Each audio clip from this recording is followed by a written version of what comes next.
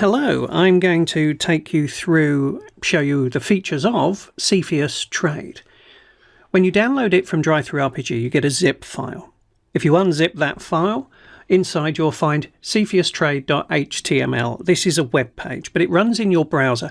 You don't need to put it on the internet anywhere. It just runs in your local box and it runs in your browser. Okay, so no internet connection is required. So if you double click on the file, it will open in your browser. Alternatively, you can do like I will here. You can just drag and drop it into your browser and it opens up in a new tab. So what is it?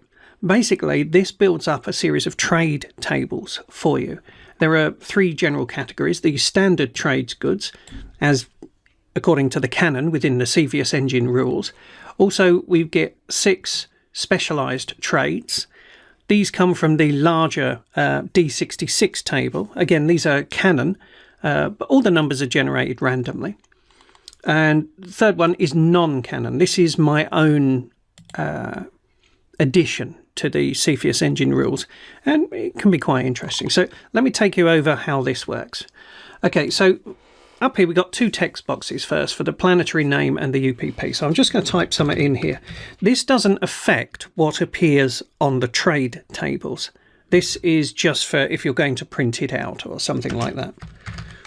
So UPP D460769-6, and it'll be desert, obviously, and pretty much non-agricultural. Is that a word? Anyway, so that'll appear when we come to print this out later. Trade within the Cepheus engine. When you arrive at a planet, you will apply your appropriate skills, and that will affect what appears on the trade tables, how much they cost, how much you can sell stuff for. As you can see, I've put in the comments here, you can enter your broker skill or whatever highest mod you get for your intelligence or your social modifier. If you leave it at -2, which is the default no skills apply, then you get pretty much awful results. But there you go. So let's just say they got a broker skill of 2 rather than -2 here. Now, that will affect what, as I say, that affects what you will see on the tables below. These tick boxes here are the trade codes for the planet you're currently on. So we've got desert, I'll tick that, and non-agricultural, so I'll tick that as well. Okay, so I've now selected what trade codes apply to this planet. And now it is as simple as just clicking the Generate Trades button. You can see the titles you put in and the stats for the planet. They appear down the bottom here. It's filled in the 3 tables. So you can just keep clicking this until you get a set of tables that you're happy with. Okay, so standard trade goods, they are always available at every port of call, as it were, and they have fairly standard prices. Tons is how much is available. Specialized trades, this comes from that D66 table that I mentioned. I've got a duplicate here of pharmaceuticals, but if I click this again, oh, it's a duplicate of survival gear this time. Let's try again. There you go, all different prices. And these prices are affected by the skill level that you put in. Again, these are fairly standard. This is the extended table of trades. Now, I've put a roll of D6 here, but I believe according to the canon of the rules, all 6 of these trades are available, but that die roll there is just for, if you want to randomize some element of it. The same goes for the roll in this deliveries table down the bottom, which, as I said, is non-canon. So I'll just take you quickly over that. Cargo type, what is it that somebody wants delivered somewhere? So this isn't just a trade good. This is something that they want delivered. So we've got compressed gas, we've got wood, chemicals in a jar, painting, religious persons. So let's hit it again, see what else we get. A princess, delivery of currency, a vehicle, a statue, or a child. Offer is how much the client is offering you to make the delivery. From and to are sort of story ideas. And again, you incorporate these if you want to. So this princess is being...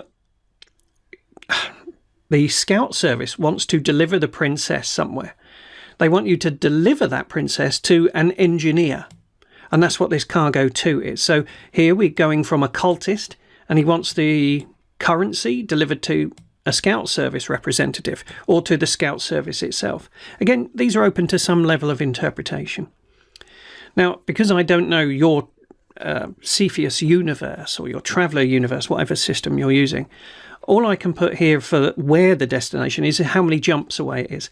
And this varies between 1 and 3.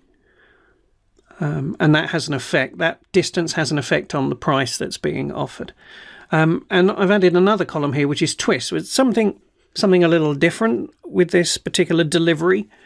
So this princess is actually a secret weapon, if you so wish to interpret it. This has a secret tracking device involved with this delivery of currency. Well, that kind of makes sense, doesn't it? The people who are sending it would want to make sure it gets where it's supposed to go.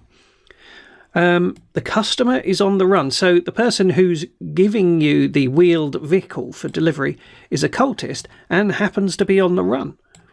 What they're running from, I don't know. Again, that's up to the referee. So let's just click another one, have a look over it again. So we've got different types of twists, different types of objects or people or things to be delivered coming from different people, going to different types of people, and for different amount of money. So there you go. That's the basic behaviour of it. But the last trick is if you right click on the page and go to print. Here you go. So all the controls at the top of the page have been removed. The black background is no longer there. The green text is black. So you're just printing black text on white, which obviously saves you a good value in ink. And it lists off all the trade options you've got. And the planet details that you typed in earlier appear at the top. So if you're trying to throw together a subsector pretty quickly, you can print off the trade tables for every one of the planets if you so wish. Well as selecting the printer, you can save it as PDF, effectively print it to a PDF, and then you've got a permanent record of what was on the screen at that time. As I say, I'll just remind you, you can just keep clicking generate trays until you get something that's right. All you need to do first, before you do that, is find out what the highest level of skill that's going to apply, be that broker, intelligence, or a social modifier. Okay, there you go. That's Cepheus Trade.